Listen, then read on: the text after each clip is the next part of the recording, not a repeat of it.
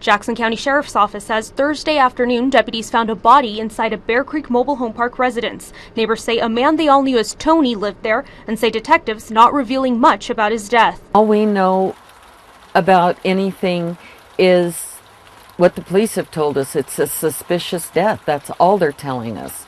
And they said they will tell us more when they have the information. Manager of the mobile home park, Kristine McAdam, says a lifelong friend of Tony's called her Wednesday, worried about him. They signed Sunday. He was supposed to be at a rehearsal on Wednesday night, and he wasn't there, and they were concerned, and he wasn't answering his phone. McAdam drove over to the deceased man's home, knocking on doors and windows, getting no response. She says Thursday afternoon she went back to the residence to look for Tony. This time his friends came along. We, knocked on the door, and they had noticed that the door was a little ajar, so we were concerned about that. And there was a package there that hadn't been picked up, simple things. Also suspicious to the group, an unknown car parked in Tony's driveway. The friends and manager called police. Law enforcement then entered the home, finding the deceased man. I saw his friend sobbing, and his partner was holding him. And I rolled my window down, and they just shook their heads. McAdam says detectives eased Tony's friend's concern about the unknown car,